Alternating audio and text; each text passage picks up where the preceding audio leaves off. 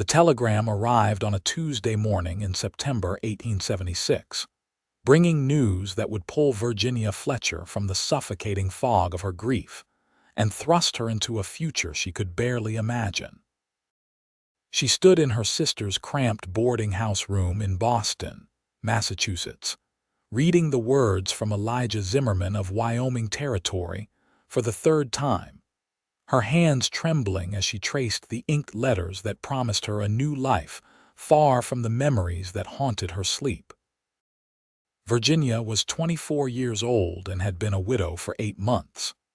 Her husband Thomas had died in a factory accident, crushed beneath machinery that should have been replaced years before, but never was because profit mattered more than the lives of working men.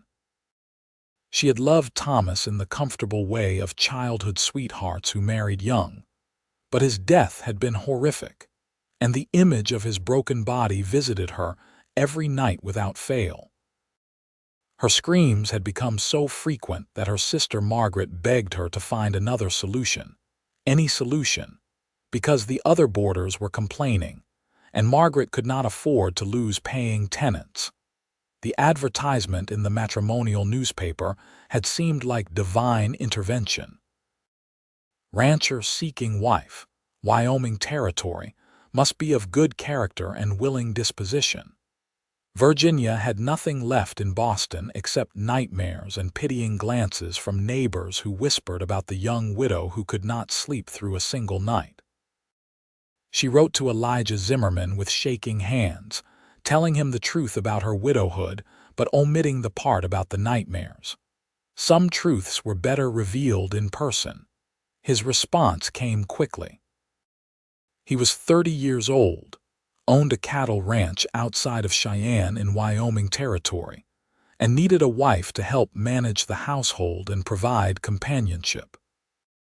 He was honest in his letter, explaining that he had been engaged once, but his fiancée had chosen city life over ranch life at the last moment. He did not want a woman who would shrink from hard work or the isolation of ranch living. Virginia wrote back immediately, accepting his proposal without hesitation. Now she stood on the train platform 3 weeks later, her few belongings packed in a worn carpetbag, watching the locomotive belch smoke into the gray morning air. Margaret hugged her tightly, tears streaming down her face. "Are you certain about this?" Margaret asked for the 100th time. "You do not know this man. He could be anyone. Wyoming is so far." "I am certain," Virginia said, though her stomach churned with anxiety. "I cannot stay here, Margaret. Every corner of this city reminds me of Thomas. Every night I see him dying again. I need to leave. I need to become someone new." Margaret pulled back, gripping Virginia's shoulders. "Write to me. Promise you will write. I promise." The journey west took 5 days. Virginia shared a train car with families heading to new opportunities, miners seeking silver, and women who looked as uncertain as she felt. She slept poorly, the rocking of the train car not enough to soothe the nightmares that came the moment she closed her eyes. She woke gasping more than once, drawing concerned looks from the other passengers. By the time the train pulled into Cheyenne, she was exhausted and terrified. The platform was chaos. Cowboys shouted, cattle lowed in nearby pens, and the September wind carried dust that stung her eyes. Virginia stepped off the train, clutching her carpetbag, and scanned the crowd for a man she had never seen except in the single photograph he had sent. In the picture, Elijah Zimmerman had been serious-faced with dark hair and a strong jaw, but photographs could lie. Miss Fletcher. She turned and found herself looking up at the man from the photograph, only taller and more solid than she had imagined. Elijah Zimmerman stood well over 6 feet, broad-shouldered beneath a worn leather jacket, with dark hair that touched his collar and eyes the color of creek water in summer. His face was weathered from sun and wind, and when he removed his hat, she saw uncertainty in his expression that matched her own. "Mr. Zimmerman," she said, her voice barely audible over the platform noise. "Elijah, please." He looked at her carpet bag. "Is this all?" "I did not have much to bring." Something shifted in his expression, a softening around his eyes. "That is fine. The wagon is this way." He led her through the crowded streets to where a sturdy wagon waited, hitched to two patient horses.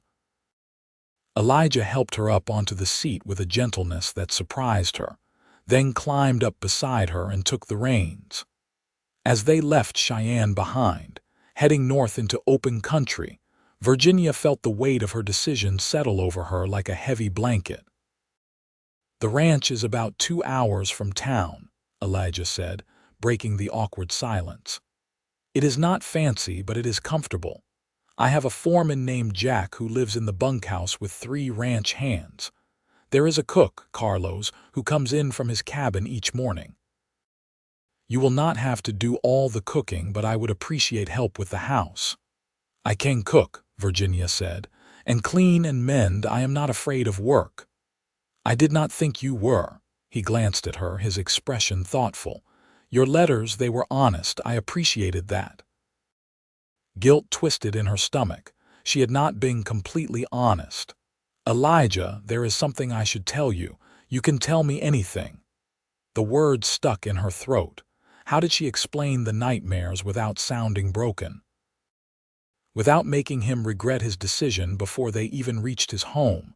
"I do not sleep well," she finally said. "Since my husband died, I have bad dreams." Elijah was quiet for a long moment, guiding the horses around a curve in the road. "I figured as much," he said eventually. "You have shadows under your eyes deep enough to plant seeds in. Grief does that." Relief flooded through her.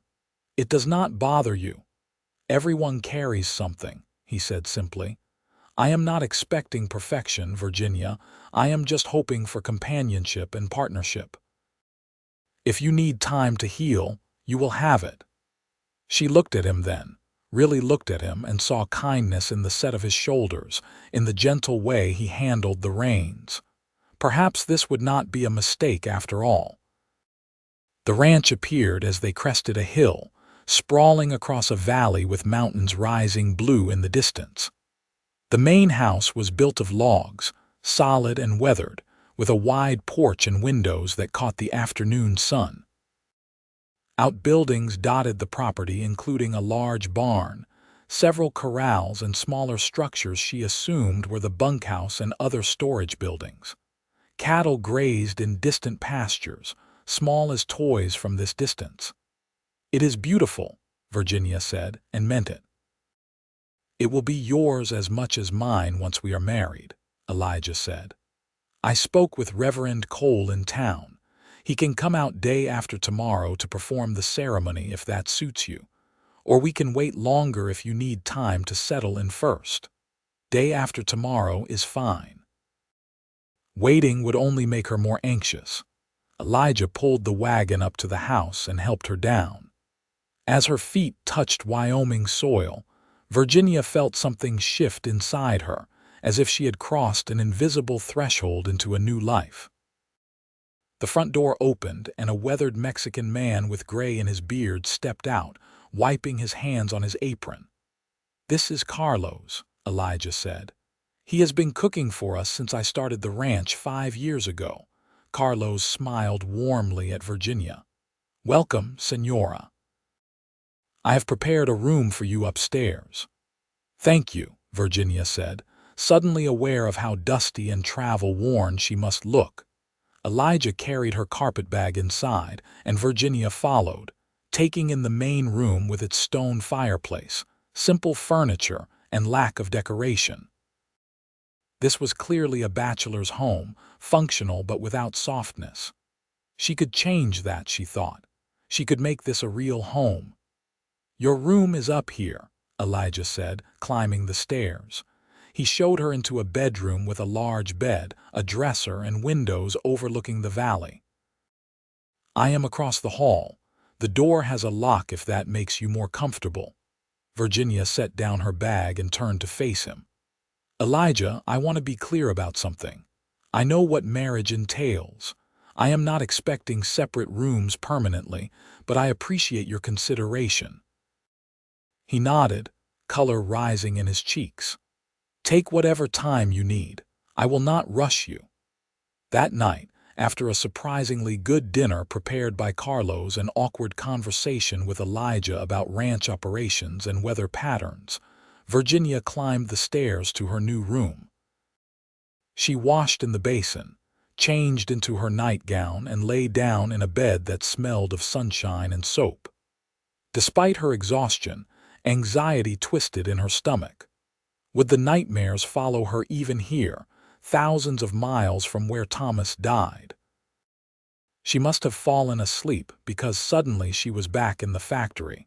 The machinery grinding and shrieking, and Thomas was calling her name, but she could not reach him. The gears caught him, pulled him in, and his screams echoed off the walls as blood sprayed across the concrete. She ran toward him, but her feet would not move, and she was screaming too, screaming his name, screaming for help that never came. Virginia woke thrashing, her own screams ringing in her ears. She was tangled in unfamiliar sheets in an unfamiliar room, gasping for air, her heart hammering against her ribs. She barely registered the door opening, barely processed the large figure approaching until Elijah was there, sitting on the edge of her bed, his hands gentle on her shoulders. "Virginia, you are safe," he said firmly. "You are in Wyoming, you are safe." She gasped, trying to orient herself, trying to remember where she was. The nightmare clung to her like cobwebs, Thomas's dying scream still echoing in her mind. "Breathe," Elijah said. "Just breathe with me." He breathed slowly, exaggerating the motion, and Virginia found herself matching his rhythm. In, out, in, out. Gradually her heartbeat slowed and the present came back into focus. She was in the ranch house. Elijah was beside her. Thomas was 8 months dead and could not die again. "I am sorry," she whispered. "I told you I had bad dreams, but I did not tell you how bad." "How often?" Elijah asked, not moving his hands from her shoulders. "Every night, sometimes twice a night." He was quiet for a moment, and Virginia braced herself for rejection. For him to say this was too much, that he could not live with a woman who screamed herself awake every night. Instead, he said, "My mother had nightmares after my father was killed by raiders when I was 12. She screamed for months. I know how frightening it can be." Virginia looked up at him, seeing the truth of old pain in his eyes. "What helped her? Time," he said, "and not being alone. My sister and I, we took turns sitting with her until she fell back asleep. Eventually the nightmares came less often." He paused. "Would it help if I stayed? Just until you fall back asleep?" Virginia knew she should say no, that it was improper, that they were not yet married. But the thought of being alone with those images in her head was unbearable. "Yes," she whispered. "Please." Elijah settled into the chair by the window, drawing it closer to the bed. "Tell me about him," he said quietly. "About Thomas." "Why? Because you are carrying him alone in your head, and that is too heavy a burden. Share it." So Virginia talked. She told him about growing up with Thomas, about their childhood games and young love. She told him about the wedding at 19, about their small apartment in Boston, about Thomas's dreams of saving enough money to start his own business someday. And she told him about the accident, about the factory that cared nothing for safety, about the funeral where she had been too numb to cry. Elijah listened without interruption, his face shadowed in the dim light from the lamp he had carried in. When she finally fell silent, exhausted from talking, he said, "He was lucky to be loved like that. I wish I could have saved him." "That was never your burden to carry, Virginia. His death was not your fault." She wanted to believe him.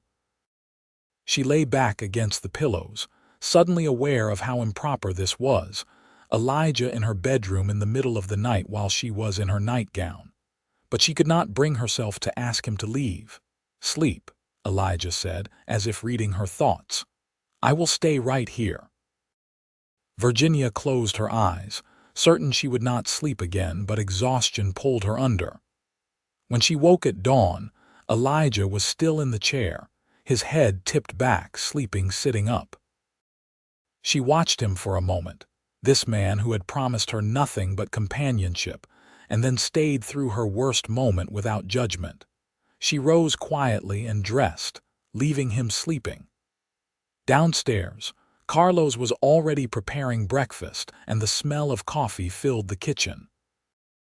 "Buenos dias," Carlos said. "You sleep well." "Well enough," Virginia lied, then amended. "Actually, no, I have nightmares. I am sorry if I disturbed anyone." Carlos waved a hand dismissively. "These walls are thick. And Elijah, he told me you might have bad dreams. He said to tell you it is okay." Virginia felt tears prick her eyes at this casual acceptance. "He is very kind." "He is a good man," Carlos agreed. His first fiancée, she did not see it. Too busy wanting things he could not give. I think you see what matters." Before Virginia could respond, footsteps on the stairs announced Elijah's arrival. He looked rumpled and tired, and Virginia felt a pang of guilt. "You should have woken me," he said. "That chair was not comfortable. You needed sleep. So do you." He accepted a cup of coffee from Carlos. "We should talk about this, about how to manage the nights." They sat at the kitchen table while Carlos cooked, and Virginia wrapped her hands around her own coffee cup, grateful for the warmth. "I cannot promise they will stop," Virginia said. "The nightmares, I have tried everything. Warm milk, sleeping drafts, staying awake until I collapse from exhaustion. Nothing helps." "Then we work with them," Elijah said practically. "You said they come every night." "Yes. What if you were not alone when they came? What if there was someone there to wake you, to help you remember where you are?" Virginia stared at him. "You cannot sleep in my room every night. We are not even married yet, and even after we are, you need your own rest. You have a ranch to run. I can function on less sleep." "I have done it before." He set down his coffee cup. "Virginia, I am not proposing this out of pity. When I asked you to be my wife, I meant it. In sickness and health, in nightmares and peace. We are partners now, or we will be day after tomorrow. Partners help each other." "You do not know what you are agreeing to." "Then let me find out." The wedding took place 2 days later in the ranch house living room. Reverend Cole arrived mid-morning with his wife as witness, and Carlos and the ranch hands gathered to watch. Virginia wore her best dress, dark blue cotton that had seen better days, and carried a small bouquet of wildflowers that Elijah had picked that morning. She stood beside this man she barely knew and made vows that felt both terrifying and right.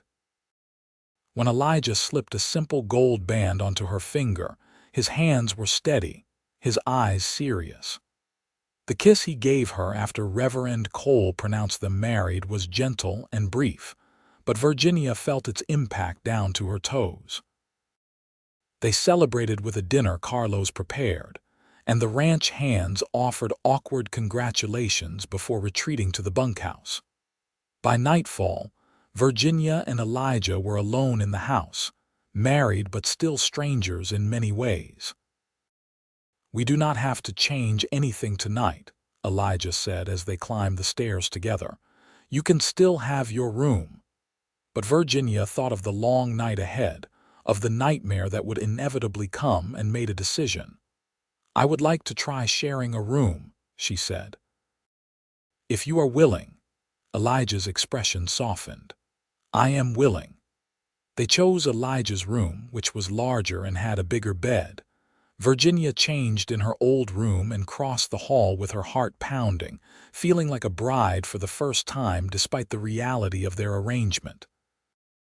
Elijah was already in bed, wearing a nightshirt, the lamp turned low. Virginia climbed in beside him, acutely aware of his warmth, his size, his maleness. They lay stiffly side by side, neither touching, until Elijah said, "This is ridiculous. Come here." He drew her against his side, her head on his shoulder, his arm around her. Virginia tensed for a moment, then forced herself to relax. This was her husband. This was allowed. "Tell me something about the ranch," she said, needing distraction from her awareness of him.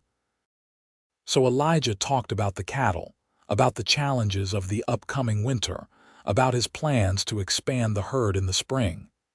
His voice was deep and soothing, rumbling through his chest beneath her ear, and Virginia felt herself drifting. The nightmare came anyway. She was in the factory. Thomas was dying. The machines were screaming.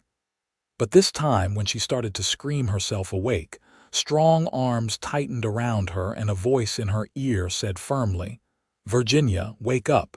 You are safe. I have you." She woke gasping, disoriented, to find herself held securely against Elijah's chest. He was solid and real, his heartbeat steady beneath her palm. "Thomas," she gasped. "No, Elijah, your husband. You are in Wyoming in our home. Thomas is gone. You are safe." The words anchored her. She clung to Elijah, shaking as the nightmare slowly released its grip. "What do you see?" Elijah asked. "His death. Every time I see him die. Look at me." Elijah tilted her face up with gentle fingers. In the moonlight through the window, his eyes were serious. "Tell me 5 things you can see right now." "What 5 things? Look around the room. Tell me what you see." Virginia understood. He was pulling her into the present. She looked around, forcing her mind to focus. "The window, the dresser, your hat on the chair, the quilt, your face." "Good. Now tell me 4 things you can touch." She reached out, still shaking. "The sheet, your shirt, your arm, my hair." 3 things you can hear." Virginia listened. "The wind outside, an owl, your breathing." 2 things you can smell, soap, leather. 1 thing you can taste. "Fear," she whispered. Elijah pulled her close again. "That will fade. You are here, you are safe. I have you." They lay together in the darkness, and slowly Virginia's heartbeat returned to normal. She expected Elijah to release her, to roll away, but he kept her tucked against him. "Thank you," she whispered. "That is what I am here for. No one else ever knew what to do. My sister just looked frightened. I told you my mother had nightmares. I learned young how to help." Virginia pulled back enough to see his face. "Will you tell me about your father?" "Tomorrow," Elijah said. "Right now you need sleep." She settled back against him, and to her surprise, sleep came again. She woke once more before dawn with the nightmare clawing at her, but Elijah was ready, holding her through it, grounding her with his presence and his calm voice. By the time gray light filtered through the window, she had slept more than she had in months. Over the following weeks, they established a pattern. Virginia threw herself into making the house a home, sewing curtains for the windows, adding small touches of comfort and beauty to the stark rooms. She learned to cook on the cast iron stove, trading recipes with Carlos and learning to make the foods Elijah loved. She met the ranch hands, learning their names and stories, and began to understand the rhythm of ranch life. And every night, she slept in Elijah's arms. The nightmares continued, sometimes once a night, sometimes twice. But Elijah was always there, ready to wake her gently, to ground her with his questions and his solid presence. Slowly, Virginia began to trust that he would not leave, would not give up on her, would not decide she was too broken to keep. They had not yet consummated their marriage.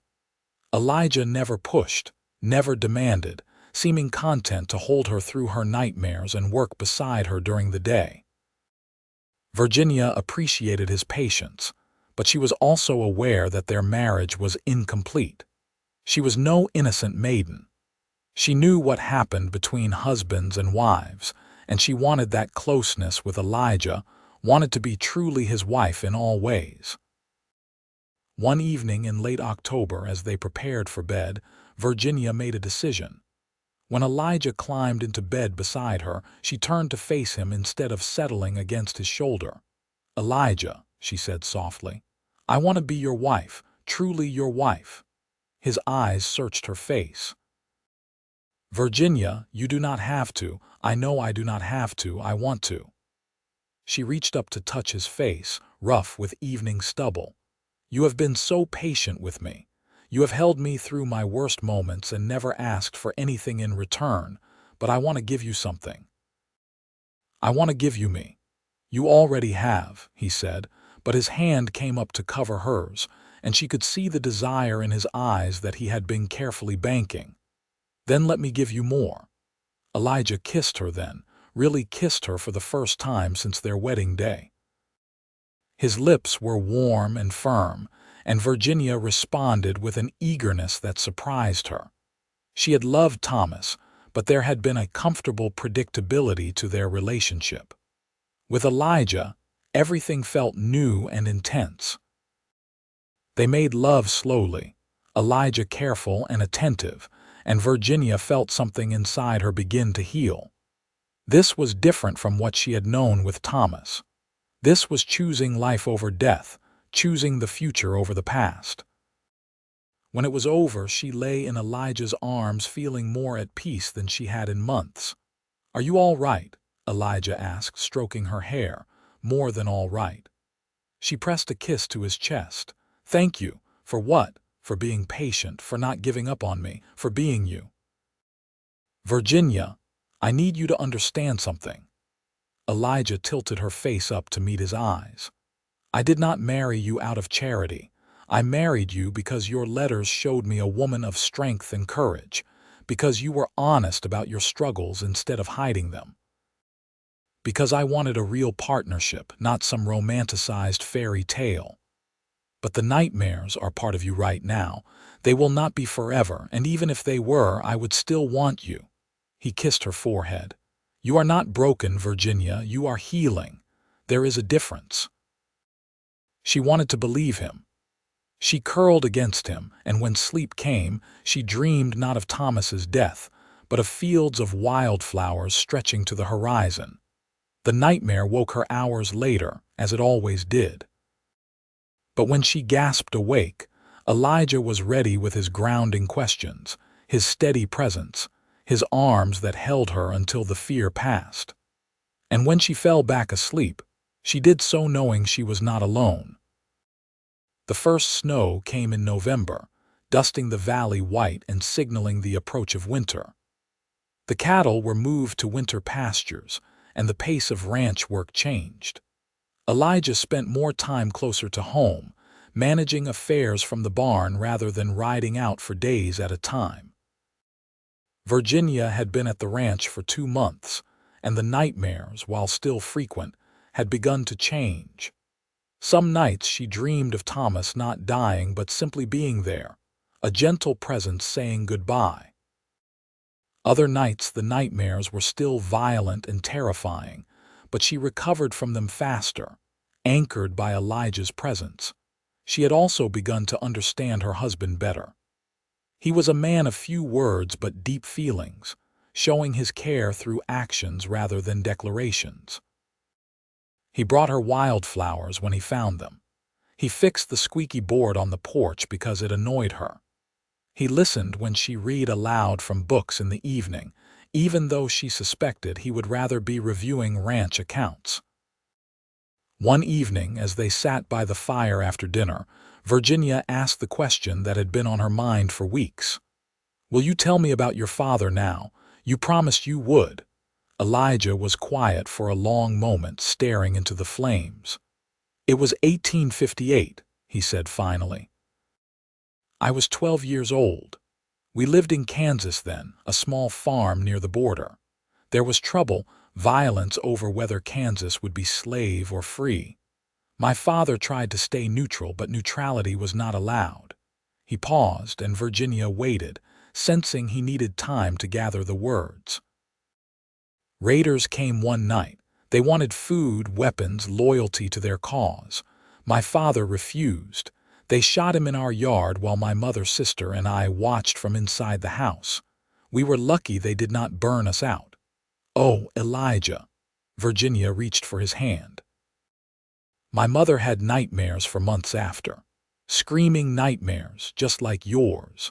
My sister Sarah and we took turns sitting with her, learning how to bring her back to the present. Eventually, we sold the farm and moved to Illinois where we had family. When I turned 18, I came west to make my own way. He looked at Virginia. I understand nightmares, Virginia. I understand grief, and I understand that both take time to heal. Is your mother still alive? Yes. She lives with Sarah and her family in Chicago, happy, remarried to a good man. The nightmares stopped years ago. Virginia squeezed his hand. Thank you for telling me. Thank you for trusting me with yours. That night, Virginia's nightmare was particularly violent. She woke screaming, thrashing so hard that Elijah had to hold her firmly to keep her from hurting herself. It took longer than usual to calm her, her heart racing, gasping for air, convinced she could still hear the factory machines grinding. I am here, Elijah said over and over. Virginia, I am here. You are safe. When she finally calmed enough to speak, she was shaking so hard her teeth chattered. It is getting worse again, she whispered. I thought they were getting better, but tonight, one bad night does not erase weeks of progress, Elijah said firmly. You are allowed to have bad nights. I am so tired, she admitted. I am so tired of being afraid to sleep. I know. He pulled her close, wrapping the blankets around them both. But you are not facing it alone anymore. Virginia buried her face against his chest and cried, really cried for the first time since Thomas's death. She cried for her dead husband, for the life she had lost, for the terror that still gripped her. And Elijah held her through it all, his presence steady and unshakable. When her tears finally subsided, he said quietly, My mother told me something once after the nightmare stopped. She said that trauma is a wound that cannot be seen, but that does not make it less real. It needs time to heal just like any other wound, and sometimes it leaves scars. But scars are proof of survival, not weakness. I want to survive this, Virginia whispered. You already are. December brought heavy snows that isolated the ranch for days at a time. Virginia and Elijah were thrown into close quarters, often just the two of them in the house, while Carlos and the ranch hands huddled in their own buildings, venturing out only when necessary to tend the animals. Virginia discovered that she liked this enforced intimacy. She and Elijah talked for hours, sharing stories of their pasts, their hopes for the future. She learned that he wanted to eventually breed horses in addition to cattle, that he had taught himself to read from his mother's Bible, that he had a dry sense of humor that emerged when he was comfortable. And Elijah learned about her love of reading, her complicated relationship with her sister Margaret, her dream of having children someday. They played cards by lamplight and cooked meals together when Carlos could not make it to the house. They made love on long winter afternoons with snow falling outside, learning each other's bodies and preferences. The nightmares continued, but Virginia realized one morning that they had begun to space out. Instead of every single night, they came every second or third night. Sometimes she slept through until dawn, waking amazed to find morning light and no memories of terror. They are getting better, she told Elijah one morning in late December as they watched the sun rise over snow-covered fields. I told you they would. You cannot have known that. I had faith. He pulled her against his side, both of them wrapped in a quilt on the porch. In you, in time, in us. Christmas came, and Virginia made the house festive with evergreen branches and candles. She had knitted Elijah a scarf with wool Carlos helped her buy on his last trip to town. Elijah gave her books, 3 precious volumes ordered from a catalog, and Virginia clutched them to her chest like treasure. They spent Christmas evening in front of the fire, and Virginia realized with sudden clarity that she was happy. For the first time since Thomas's death, she felt genuine happiness, not just the absence of pain. She looked at Elijah, his face relaxed in the firelight, and felt her heart expand with a feeling she had not expected to experience again. "Elijah," she said softly. He looked at her, and something in her expression made him set down the ranch ledger he had been reviewing. "What is it?" "I love you." The words hung in the air between them. Virginia had not planned to say them, had not even realized the truth of them until they left her mouth. But now that they were spoken, she knew they were absolutely true. She loved this steady, patient man who had held her through her worst moments and asked nothing in return. She loved his quiet strength, his gentle humor, his unwavering reliability. Elijah's expression softened into something that made her breath catch. "I was waiting for you to realize that. You knew, I hoped." He reached for her hand. "I have loved you since that first morning when you came downstairs after barely sleeping and still insisted on helping Carlos with breakfast.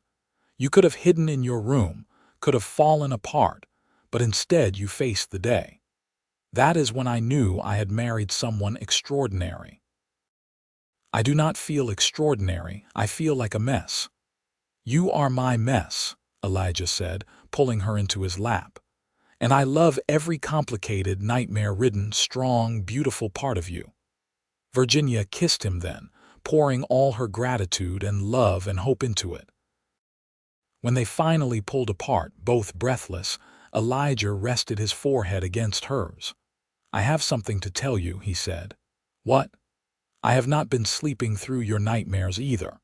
I wake up the moment you start to stir, ready to help, sometimes before you even start screaming." Virginia pulled back to look at him. "You have been waking up every time. Every time. Elijah, you must be exhausted." "I function fine."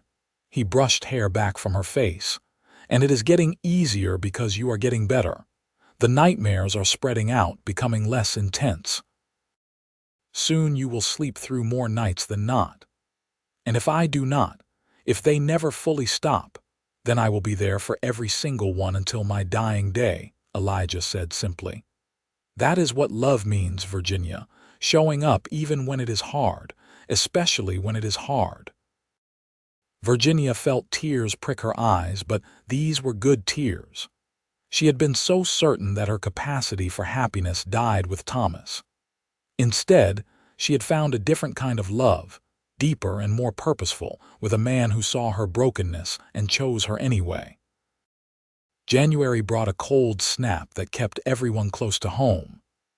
Virginia spent her days cooking, sewing, reading, and managing the household accounts that Elijah had gradually turned over to her.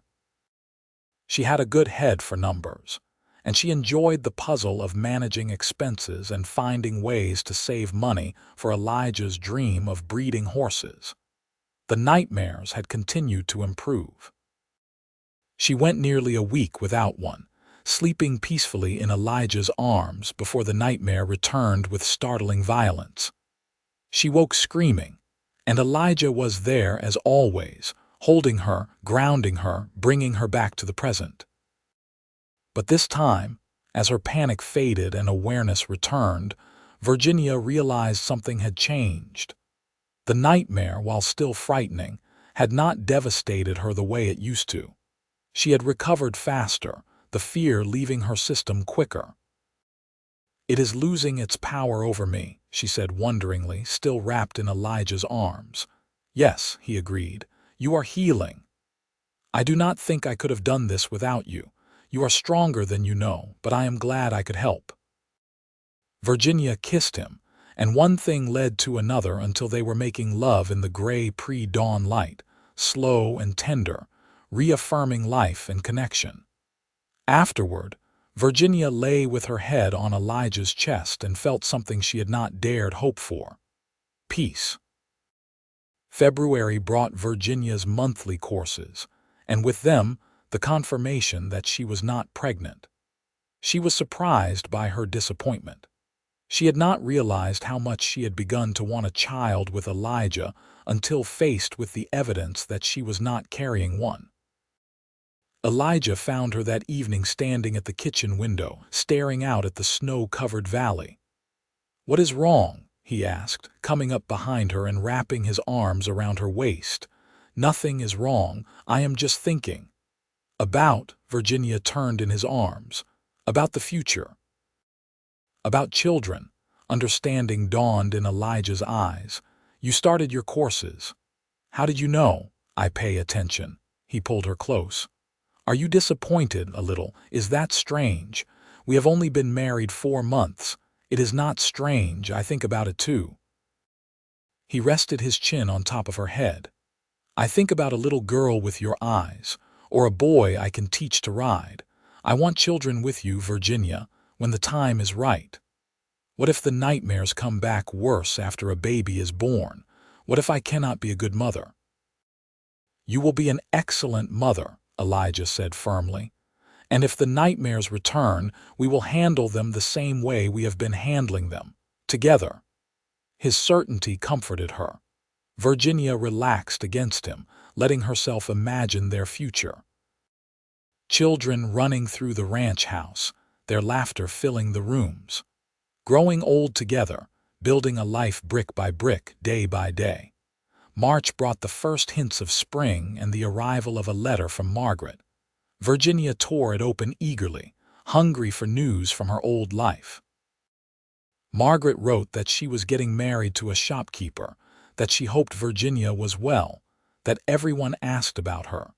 Virginia wrote back that evening, sitting at the kitchen table while Elijah worked on accounts beside her.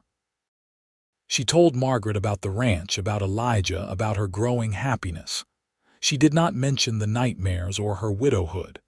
That was the past, and she was learning to live in the present.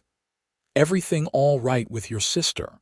Elijah asked, looking up from his ledger. "She is getting married."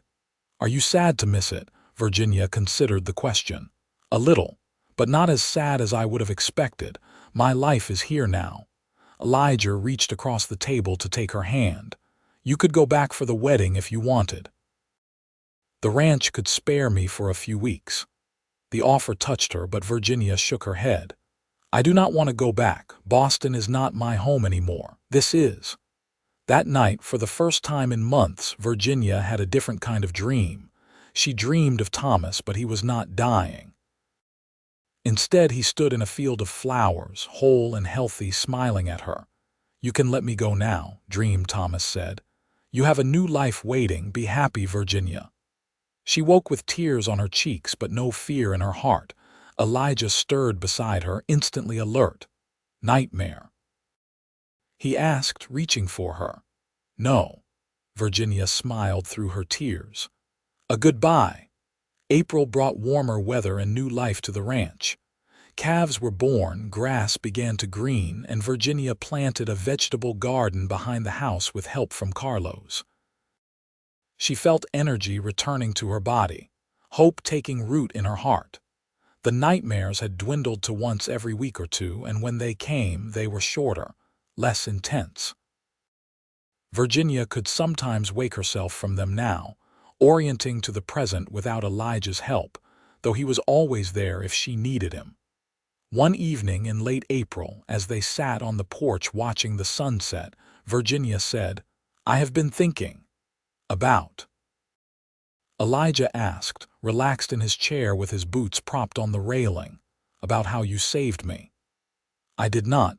"You did," Virginia interrupted. "Not in some dramatic fashion, but in the everyday way that matters. You showed up every single night. You held me through every nightmare. You never made me feel broken or burdensome. You saved me by being exactly who you are." Elijah reached for her hand. "You saved yourself, Virginia. I just provided a safe place for you to heal." "We saved each other then," she amended, "because I know you were lonely before I came." "Terribly," he admitted. "I built this ranch thinking that success would be enough, but it was not. The house felt empty. I felt empty. And now I feel complete." He pulled her from her chair into his lap, and Virginia went willingly, settling against his chest. "Now I have a partner, a wife, someone to build a future with." Now I have you."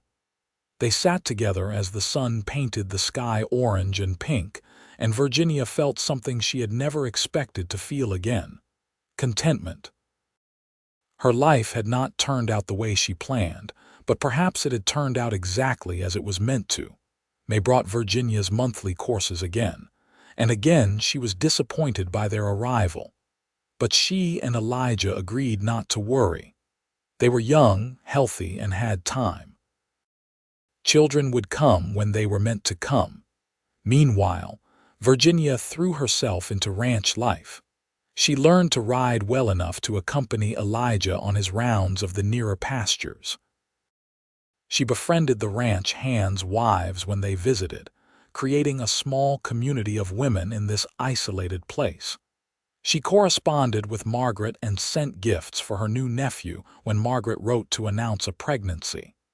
The nightmares had continued to fade. Some weeks passed without a single one.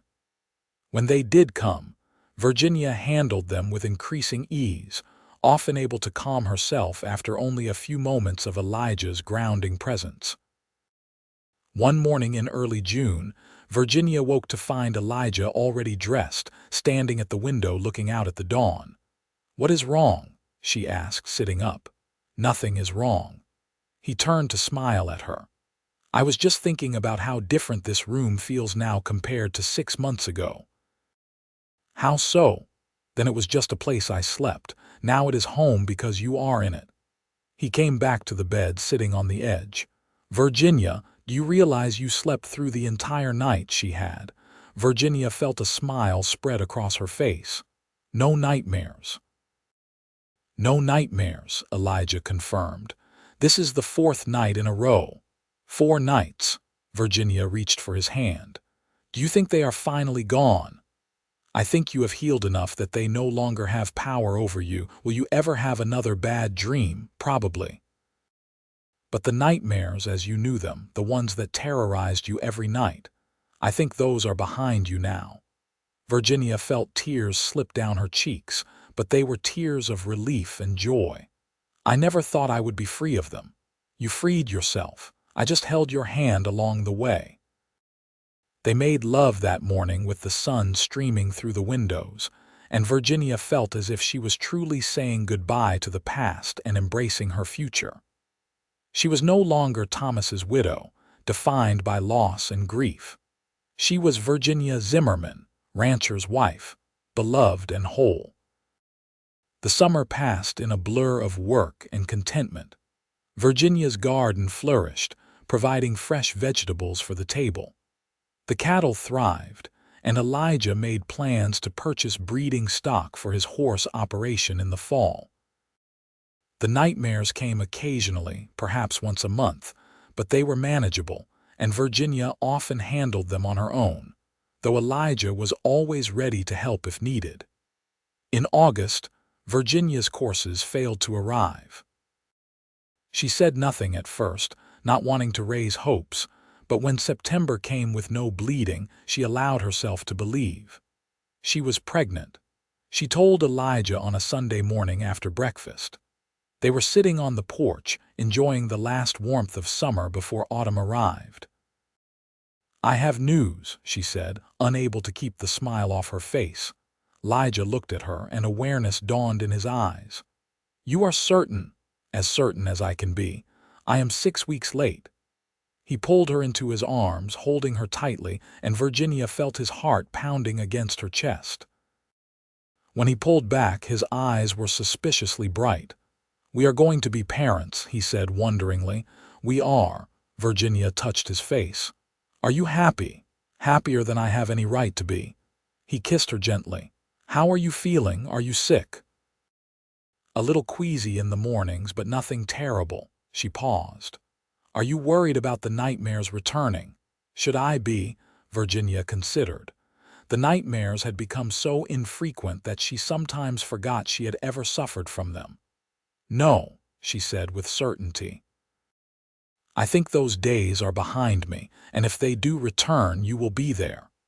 "Always," Elijah promised. "Through every nightmare, every joy, every challenge, always." The pregnancy progressed smoothly. Virginia bloomed under Elijah's attentive care, growing round with their child. Carlos fussed over her like a mother hen, and the ranch hands treated her like precious china.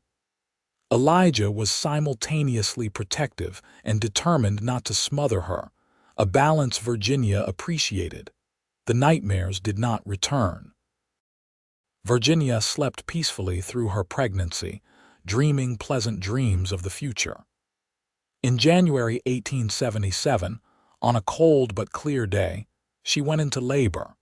The local midwife, Mrs. Patterson, had been staying at the ranch for the past week in anticipation. As Virginia's pains grew stronger, Elijah paced the hallway outside their bedroom, refusing to go further than shouting distance despite Carlos's attempts to distract him with ranch business. The labor was long and difficult, and there were moments when Virginia feared something was wrong. But Mrs. Patterson was skilled and encouraging, and finally, as dawn broke over the mountains, Virginia heard the lusty cry of her newborn baby. "A boy," Mrs. Patterson announced, placing the squalling infant on Virginia's chest. "A healthy baby boy." Virginia stared down at her son in wonder, touching his tiny perfect fingers, his dark hair, his red wrinkled face. He was beautiful, he was perfect, he was hers. "Can I let the father in now?" Mrs. Patterson asked with a knowing smile. "He has been threatening to break down the door for the past hour." "Yes, please." Elijah burst into the room moments later, his face pale with worry until he saw Virginia sitting up in bed, alive and well, holding their son.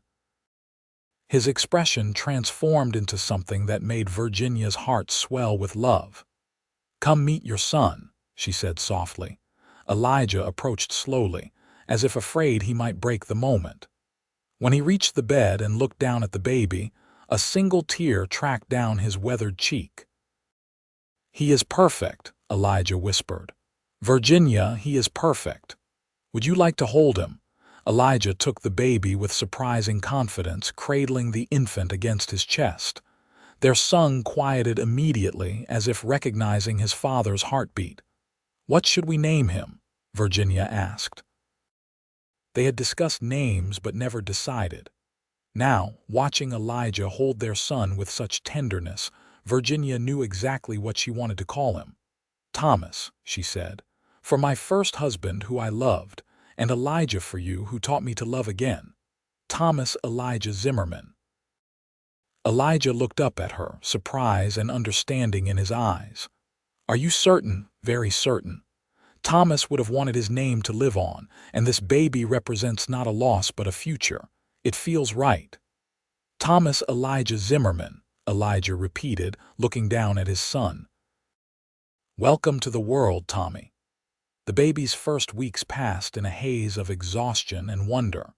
Virginia was tired but happy, learning to nurse and care for an infant with help from Mrs. Patterson, who stayed for 2 weeks, and Carlos, who proved surprisingly good with babies. Elijah was a devoted father, walking the floor with Tommy at night when the baby fussed, changing nappies without complaint, staring at his son with such love that Virginia sometimes felt tears prick her eyes. They had both come from loss and loneliness to build this family, and it felt miraculous. Virginia watched for the nightmares to return, half expecting the stress and exhaustion of new motherhood to bring them back. But they did not come. She slept in snatches between Tommy's feedings, and when she dreamed of her growing family, of watching Tommy learn to walk, of perhaps more children someday. One night in February, when Tommy was 6 weeks old, Virginia woke to find Elijah's side of the bed empty. Concerned, she rose and found him in the nursery they had set up in the small room next to theirs. He was standing by the cradle, watching their sleeping son by lamplight. "Is everything all right?" Virginia whispered, coming to stand beside him. "Everything is perfect," Elijah said, slipping an arm around her waist. I was just thinking about how much has changed in a year. Last February, you were still having nightmares almost every night. Now look at us. A family." Virginia leaned into his embrace. "You gave me that. You gave me the safety to heal." "We gave each other that," Elijah corrected. "You gave me purpose and partnership. You filled the empty spaces in my life." They stood together watching their son sleep, and Virginia reflected on the strange journey that had brought her here. She had come to Wyoming as a broken widow, running from memories that haunted her sleep. She had found a man who held her through her darkest moments without judgment or impatience. Together, they had built something neither could have created alone. "You ever have nightmares?" Virginia asked suddenly, realizing she had never thought to ask. Elijah was quiet for a moment. "Sometimes. About my father, about losing you or Tommy, but they are rare and they do not control me." "What do you do when they come?" "I look at you sleeping beside me, or I come check on Tommy, and I remind myself that those are fears, not reality. The present is good. The present is enough." Virginia turned in his arms to face him. "I love you, Elijah Zimmerman. Thank you for taking a chance on a widow with nightmares. Thank you for taking a chance on a lonely rancher in the middle of nowhere." He kissed her gently. "And for the record, I would do it all again. Every sleepless night, every nightmare, every moment, because they led us here." They returned to bed, leaving Tommy sleeping peacefully, and Virginia curled into Elijah's familiar warmth. This was home, she thought, not the ranch house or Wyoming or any physical place. Home was wherever Elijah was, wherever they were together. Spring arrived, and Tommy grew, changing daily from a tiny infant to a chubby baby who smiled and cooed. Virginia recovered from childbirth and returned to her household duties, though now with a baby on her hip or sleeping in a basket nearby. The ranch prospered. Elijah purchased his breeding stock, and the horse operation began. Virginia managed the household accounts and correspondence, freeing Elijah to focus on the animals and land. They were partners in every sense, building their future together. In May, Virginia realized she was pregnant again. This time the news felt less shocking and more natural, a continuation of the life they were building. When she told Elijah, he swept her into his arms and spun her around, laughing. "We are going to need a bigger house," he said, setting her down carefully. "We will manage." And they did. That fall, they added 2 rooms to the house, one for Tommy and one for the new baby. Carlos helped with the construction, and the ranch hands pitched in during their free time. By the time winter arrived, the expanded house stood ready. Virginia gave birth to their daughter in March 1878, a quick labor that produced a red-faced, squalling girl with wisps of blonde hair.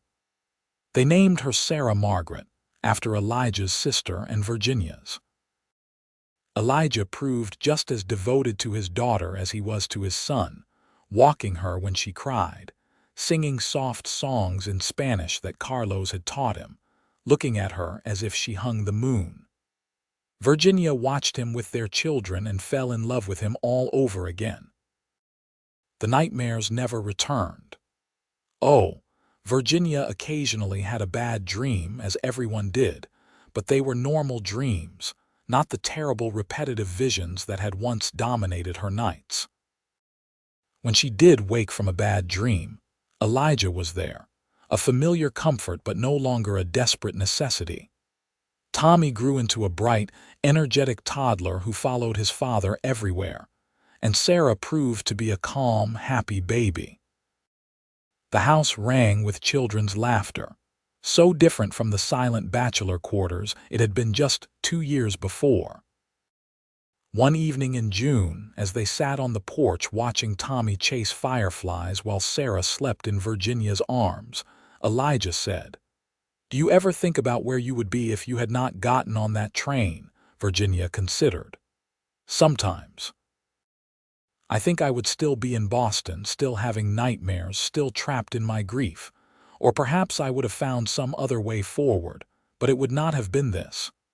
Are you happy? Elijah asked, though his tone suggested he knew the answer. Deliriously, Virginia said. Are you? More than I ever imagined possible. He reached over to take her hand. You know what the best part is? What? We have years and years ahead of us. Decades, if we are lucky. All those nights you thought would be filled with nightmares are instead going to be filled with this. With our children, with our life together, with growing old side by side. Virginia squeezed his hand, feeling the familiar calluses, the strength in his fingers. Through every single night. Every single one, Elijah agreed. They sat in comfortable silence as the sun set, and the stars emerged one by one overhead. Tommy eventually tired himself out and climbed into Elijah's lap, falling asleep against his chest. Virginia looked at her husband holding their son, at their daughter sleeping peacefully in her arms, and felt a contentment so deep it was almost painful. She had come west as a mail-order bride, a widow haunted by nightmares and desperate for escape. She had found a man who held her through every single one, who never saw her brokenness as a burden but simply as part of who she was. Together they had built a life out of loss, had found love in the ashes of grief. The years passed in the way they do on a ranch, marked by seasons and growth rather than calendar dates. Tommy grew into a serious boy who loved horses and books in equal measure. Sarah became a bright, curious little girl who collected wildflowers and asked endless questions. Virginia and Elijah added a third child to their family in 1880, another boy they named James Carlos after no one in particular, but simply because they liked the name and wanted to honor Carlos, who had become like family. The ranch continued to prosper. Elijah's horse breeding operation gained a reputation for quality, and buyers came from as far as Denver to purchase his stock. Virginia expanded her garden every year until it produced enough vegetables to sell surplus in Cheyenne. Together, they saved and planned and built a future that felt secure. Virginia's relationship with her past evolved.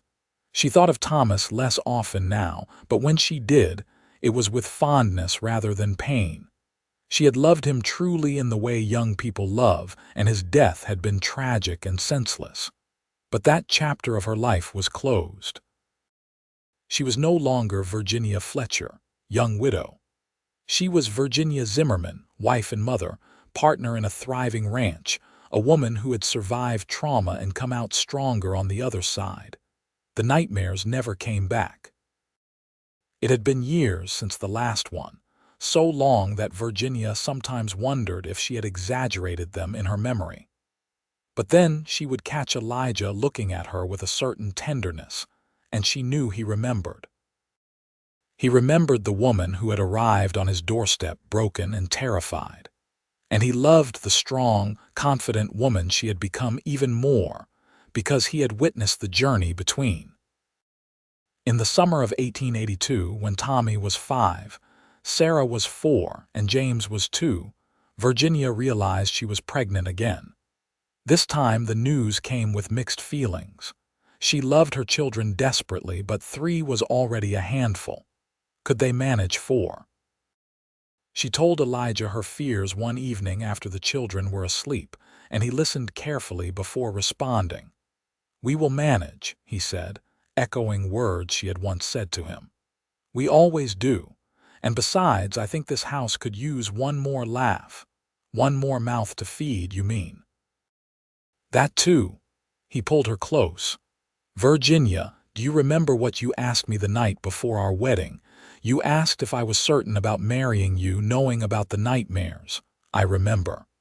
I am going to ask you the same thing now. Are you certain about this?" "About another baby, about our life here, about all of it." Virginia did not hesitate. "Absolutely certain." "Then that is all we need." Their 4th child, A daughter they named Rose Elizabeth was born in February 1883 during a blizzard that shut down the ranch for 3 days. The birth was easier than the others, and Rose proved to be a quiet, content baby who slept well and rarely fussed. With 4 children under 6, the house was chaos and noise and constant motion. Virginia sometimes fell into bed so exhausted she could barely move. But it was a good exhaustion, the tiredness of a life fully lived. And Elijah was always there, sharing the burden, taking night feedings, wrangling children, being the partner he had promised to be. One night in May, after finally getting all 4 children to sleep, Virginia and Elijah collapsed onto their bed fully clothed, too tired even to change into night clothes. "This is insane," Virginia said, staring at the ceiling. 4 children. What were we thinking? "We were thinking we love each other and wanted a family," Elijah said, reaching for her hand. "Though I admit I did not anticipate quite this much chaos." Virginia rolled onto her side to look at him. "Do you regret it?" "Not for a second." He turned his head to meet her eyes. "Do you?" "No." "Never," she paused. "Though I think perhaps Rose should be our last. I am not certain I can handle a 5th. Elijah laughed, the sound rumbling through the quiet room. "Agreed. 4 is a good number." They lay in silence for a moment, and Virginia felt herself drifting toward sleep. But before she crossed that threshold, Elijah spoke again. "You ever think about the nightmares anymore?" Virginia surfaced from near sleep to consider the question. "Not really. It feels like it happened to a different person, a different Virginia in a different life." "You are a different person," Elijah said. "You have changed so much since that first night I heard you scream. You are stronger now, more confident. You have grown into yourself." "We have both changed," Virginia said. "You are not the lonely rancher anymore either. You smile more. You laugh.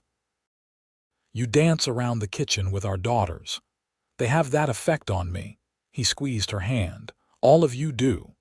Virginia felt sleep pulling at her insistently now. "Elijah." "Yes. Thank you for holding me through every nightmare and through every joy." "That is what I am here for," he said, words that echoed their first night together.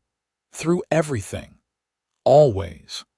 Virginia fell asleep with those words in her ears, sleeping peacefully beside her husband, knowing that if she had a bad dream, he would be there. But also knowing that the nightmares had lost their power years ago, defeated by time and love and the steady presence of a man who never gave up on her. The years continued to pass in a blur of children growing, seasons changing, and the ranch expanding. Tommy proved to have his father's way with horses and his mother's head for numbers. Sarah developed a talent for drawing and could often be found with charcoal and paper, sketching the animals and landscapes around her.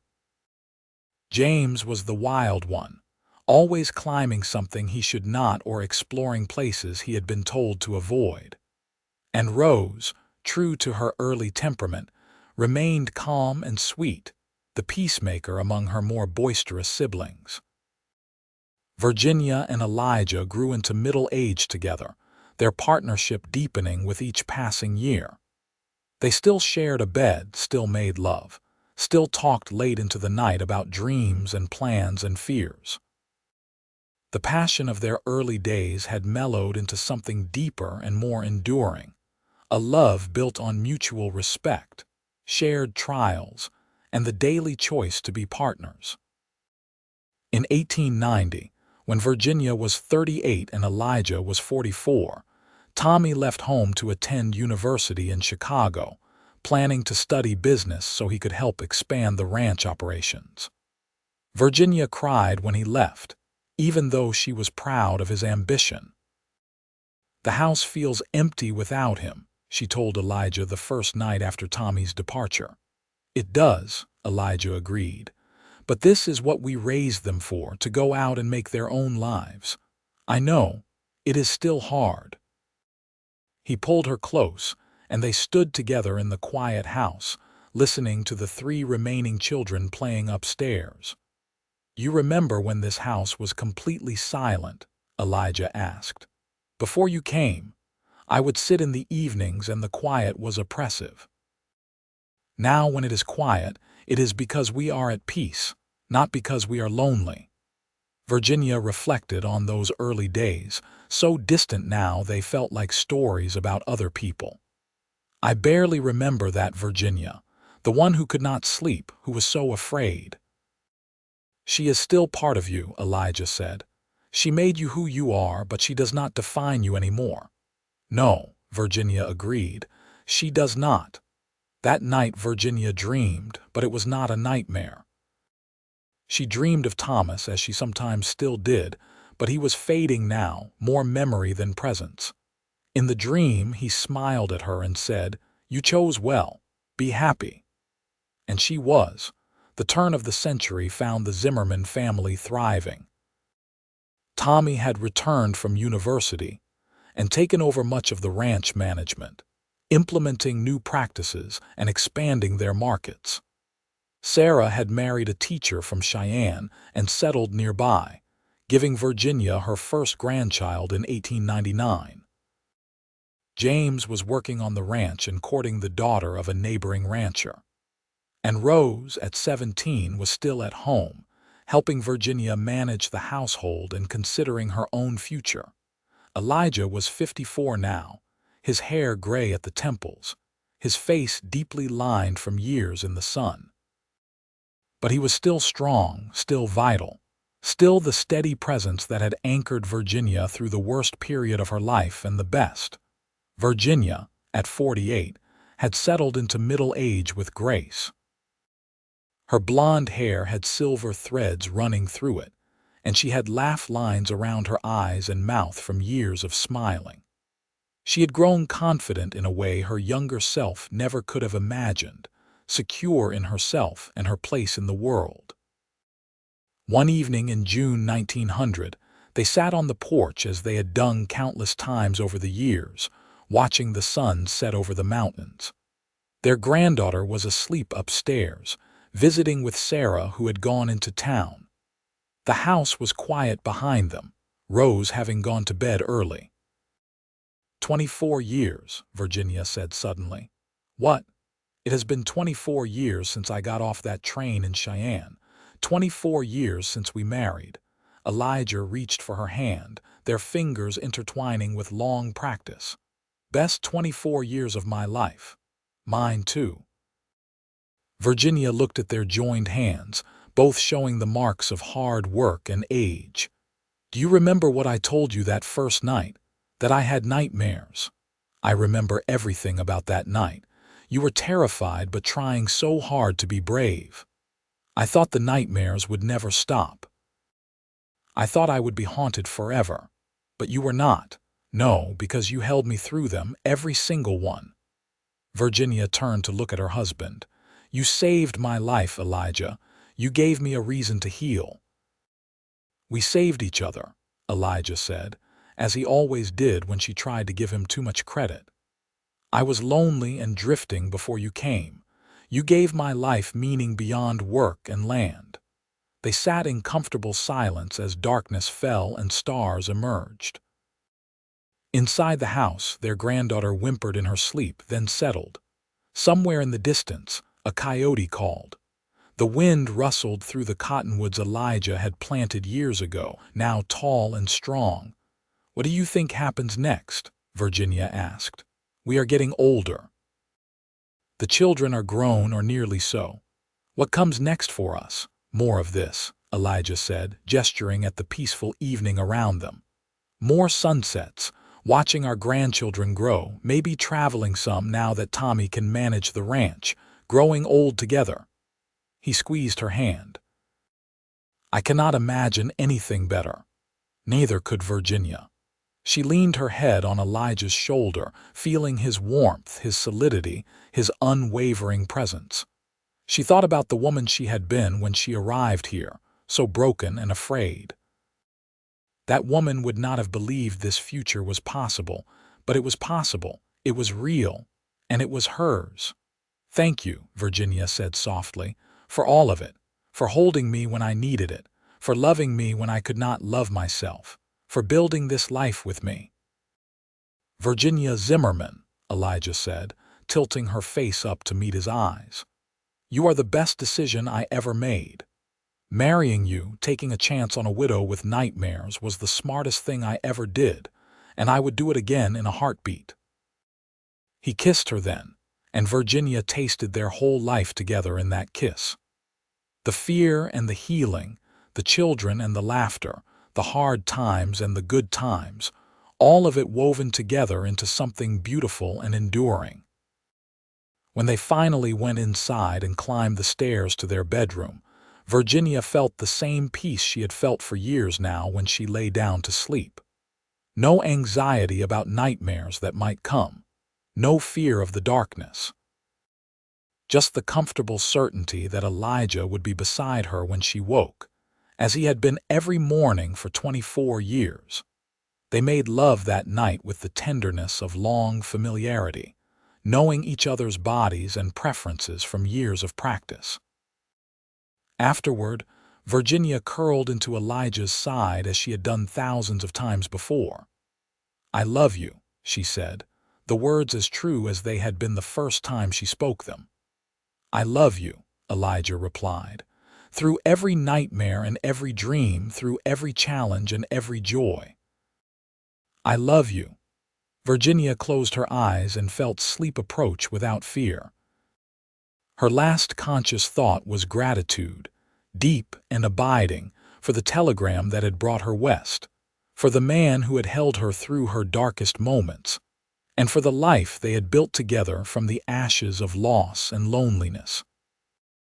She slept peacefully through the night, dreaming of wildflowers and mountains and a future that stretched bright and promising before them. And when morning came, Elijah was there beside her, as he always was, as he always would be. Their story was not one of dramatic rescue or grand gestures. It was a story of showing up, day after day, night after night, of holding on when things were hard and celebrating when they were good, of partnership and patience and the steady, enduring love that grows when two people choose each other again and again. Virginia Fletcher had arrived in Wyoming territory as a broken widow with nightmares. She had found Elijah Zimmerman, a lonely rancher looking for partnership. Together they had built something neither could have created alone: a family, a home, a life worth living.